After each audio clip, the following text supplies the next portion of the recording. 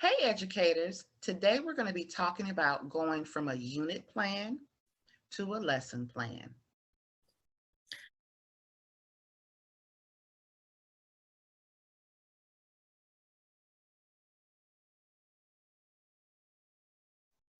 A unit plan is an overall plan of what educators will teach students, and it has to do with time frames. So it'll include the activities and the duration of those activities, as opposed to a lesson plan, which is the day-to-day activities that students will be engaged in while getting the content.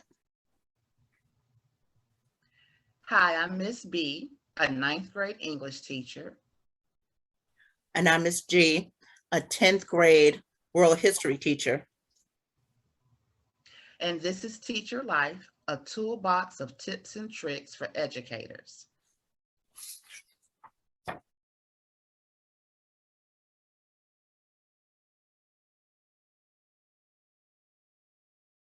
Well, educators, I love a completed unit plan.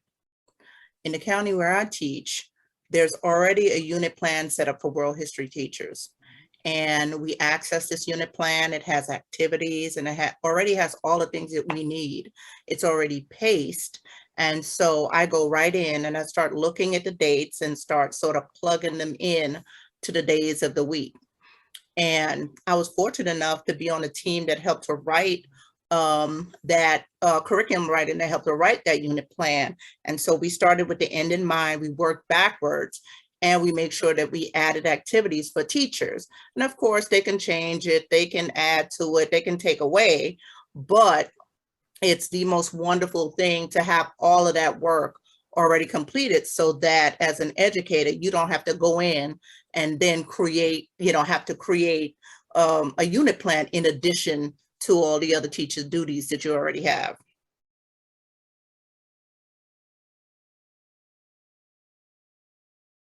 So let's talk about it. Unit plan to lesson plan. Well, first of all, you want to make sure you are standard-based planning. So the first step I do, guys, is I print out that curriculum that our district put together. Mine would be for ninth grade literature. And so I go into the curriculum community, locate my grade level, my subject area, and I print my documents out. I need to have a tangible copy.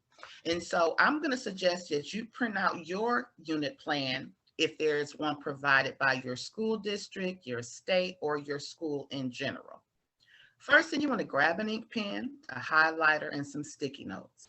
And what I do with this is just I want to read my unit plan word for word, page per page, and go through and highlight, first of all, those priority standards. Those are the main standards that you're going to be working with throughout the entire unit. Once I get my priority standards highlighted, I do write each one on a sticky note so I can kind of have it set in front of me. This standard I'm going to put here to the right, the one in the middle, the third one. And there's usually 3 priority standards in our district. And this sticky note allows me to stick that standard onto a stack of activities that I might have picked for the kids to work on. But you want to go through each page of your unit plan, underlining what your students are going to do. Those are going to end up being activities, okay?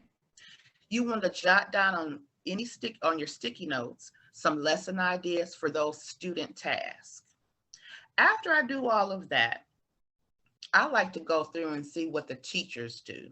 So one year when we first got this new unit plan, I created a teacher page and a student page for each task that the scholars had to actually go through and complete.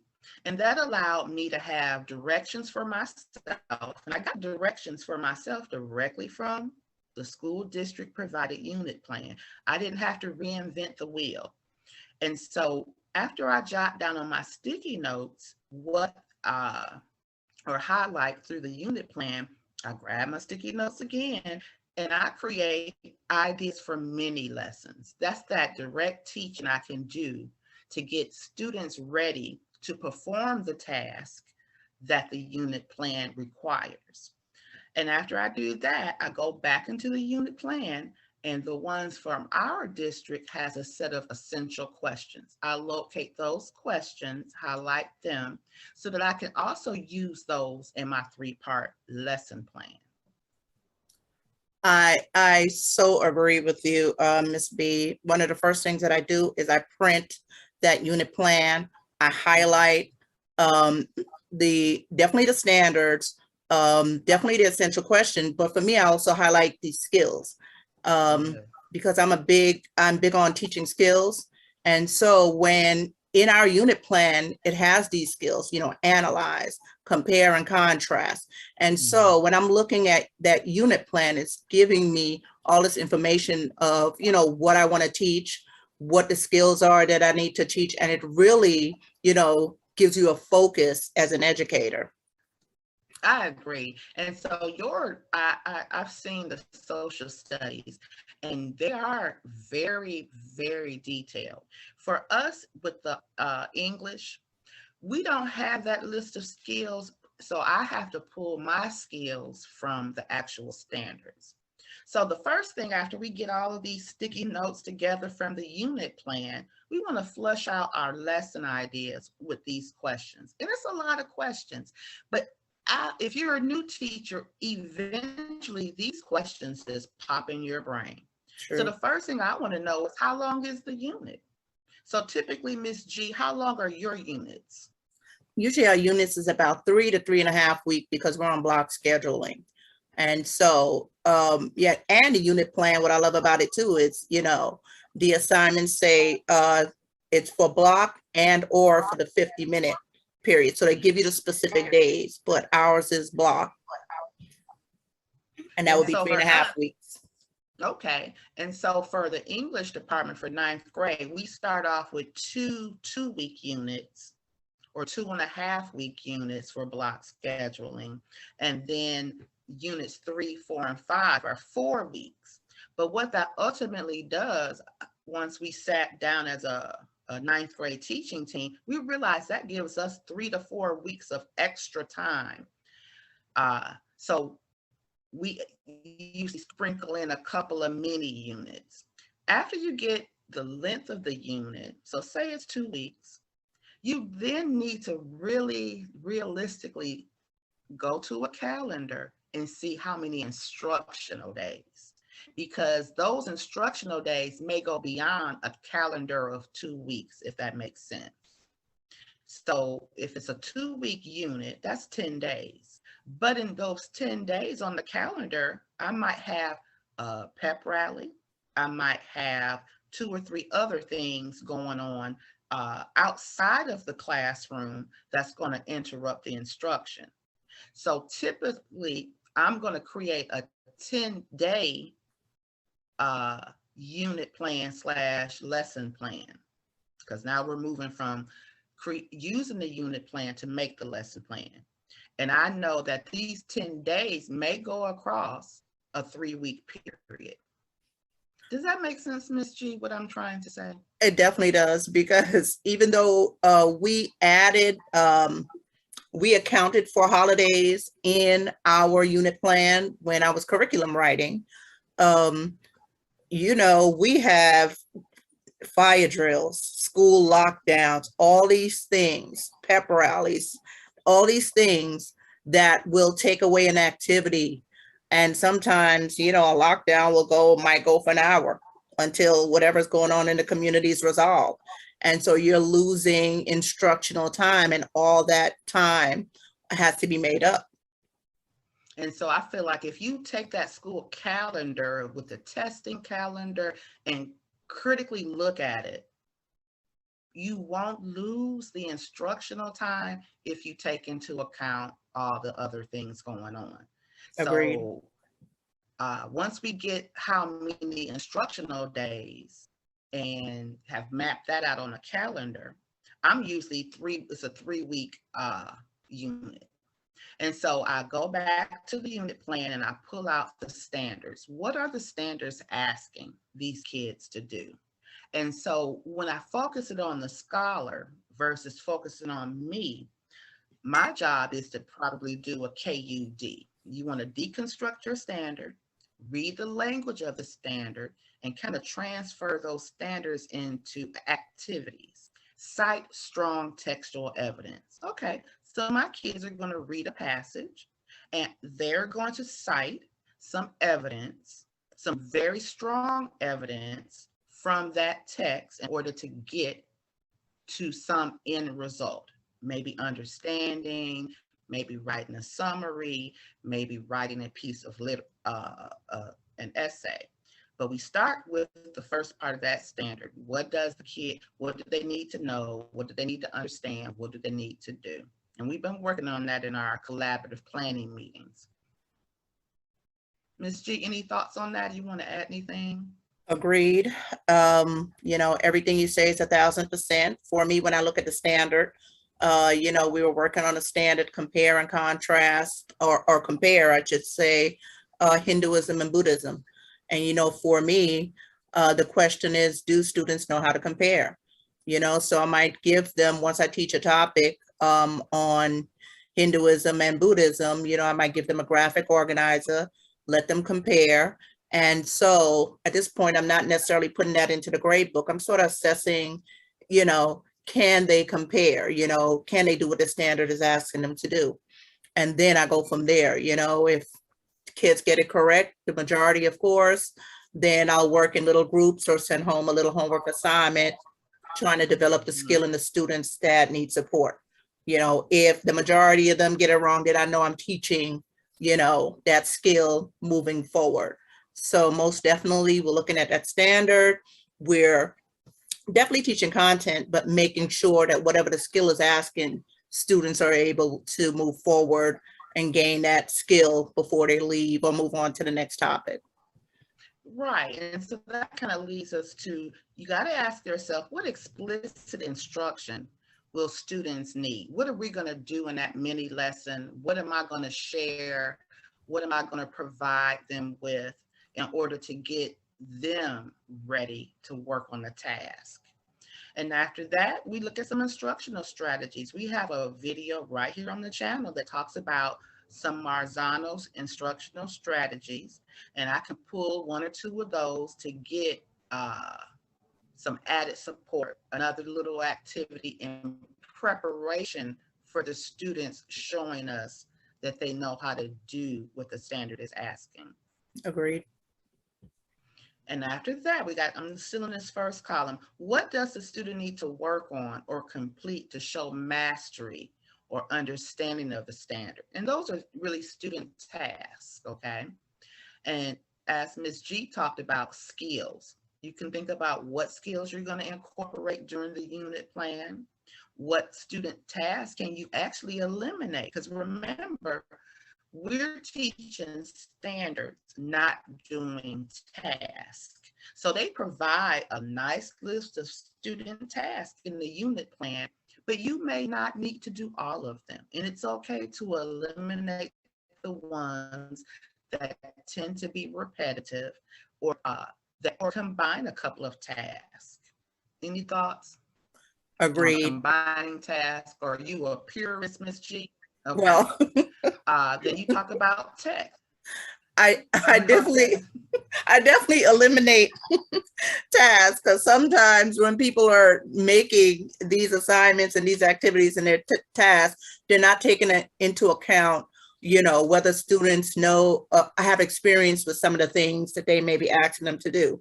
So even in these tasks, or time as well, some of these activities are time consuming, but even as we look at these tasks, we're constantly adapting them for our students, specifically to our learners. So I definitely agree with that. And so then you talk about the text. That's the actual, you might have an online textbook, you might pull an article. Then you might just decide, hey, during my mini lesson, I'm going to show a video. But along the way, you want to constantly do some short assessments, reteach to help groups. I'm just going through the list. Decide what major assessments or post assessments you will give. And then You got to think about that above average student. Let's talk about that real quick. You got to come up with some activity for that accelerated student, that student who has come with some of this knowledge. So as you're working in the middle, as most teachers do, we have something for the above average. We do address the kids with maybe some lower skills in that reteaching group. When we do the little small groups to see who gets it. But Ms. G, what do you do for your accelerated? Because I know you teach the accelerated students and you Right. teach the AP students, but when you're within that one small group of that classroom, what do you do for that average student? The above Well, average student, my bad. well, the above average students a lot of times end up assisting me. And so if, like the other day, I had to reteach drawing conclusions, and as I retaught it, in a mini lecture, I showed a little video and then I gave a second assignment. I gave that accelerated student a more difficult Right. drawing conclusions assignment. So he didn't get the same one as everyone else, but then he still finished that on time. So he sort of turned around and was helping people do certain things, or to understand the content. But I And I use like, levels when I'm reteaching. right, and I like the idea that above average student can perfect their knowledge by assisting other students. All right, so let's check out this last slide. This is where you want to create your actual lesson plan. So by now, you know the number of instructional days you have, and we're going to start with day one using that three-part lesson plan.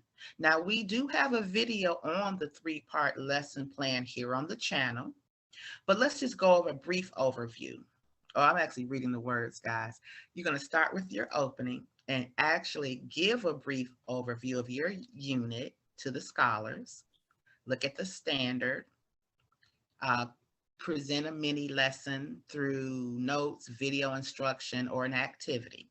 Then you want to jump into that work period. That's where the scholars practice the standard, the skill that you presented in your mini lesson, ultimately getting them to master that actual educational standard. And then that last part is the closing activity, where you get a chance to assess who got it and who didn't get it. What do you use for your closings, Miss G? For me, closings might be a ticket out the door. It might be a 3, 2, 1, three things you learn, two connections you made to something you already know, one question you still have, because then I might go back and look at all their one questions. Or if we have time, I might take 10 of the one questions and then we'll close by answering those questions. So there are a ton of really good strategies out there to assess without, letting it have to be something written, Right, I like those two. The exit ticket, but that 3, 2, 1 I have not used in years. I might pull that out. Oh, I love that. It keeps kids from duplicating because We have a lot of anything that you give them, they can't have the same 3, 2, 1. They may have the same question, but right. they don't like it, but I love it as well. Okay, and so the whole idea, educators, is to rinse and repeat this process for the remaining days of that week's lesson plan. Final thoughts? Final thoughts is it is always wonderful when you walk into that academic educational environment and there's already a prepared unit plan. Yes. That way you can get the unit plan, look at it, print it out, adapt it for your specific learners, and you don't have to create it yourself. Right, and so my final thoughts, educators, is that it is a unit plan suggestion Right, pack. right, So the standards probably are non-negotiable for that particular unit of study. right. But how you get the students to master those standards is up to you. And I know you're skill-based, Ms. G, so do you think of it the same as The skills are probably non-negotiable. How do you look at that in that unit plan? Definitely. A lot of times I'm just teaching skill. There's the big 21st century skills where these are all these skills that kids have to, a learner should know when they go out into the world, whether it's your compare, your analysis, your cause and effect, your continuity and change over time. So I'm teaching skills and I'm just using the content to deliver those skills. And of course, when I'm teaching it in the beginning, I might use something that they may be familiar with. I might say, infer something, like we were working on inference the other day. And when I walked into the classroom and people were laughing instead of doing their work, I was like, infer what will happen next. And a student said, you'll cut the time, because they already have the experience with it. If I give them 20 minutes to do something and they're chatting, I say, oh, let me give you 15, because obviously I've given you too much time. They'll be like, no, everybody be quiet. So based on that, they cut their time on a particular activity. So I use skills in everything, because I know I'm sending them to the next teacher where they're going to need those skills, and she's sending them to the next level, and then we're basically sending them out into the world. So I'm big on skills. And I like that, because when you and I were talking before school started, you shared with me that list of skills, and I said, okay, we do have a group in common. They might not be the same students, but they're the same grade level. Let me implement some of these skills. So we have been implementing skills as well. Yay. So thank you so much for that input, because those are skills they're going to use throughout the rest of their educational life and their real lives. Absolutely. They're going to use them for a lifetime. Well, we're about to say goodbye, guys. Ms. G. So educators, if you like our content, please like, comment, subscribe, and share our videos. Yes, and guys, if you have any questions, please leave a question or your questions in the comment section, and we will get back to you. Thank you for joining us, and enjoy your teacher life. Thank you. Bye-bye.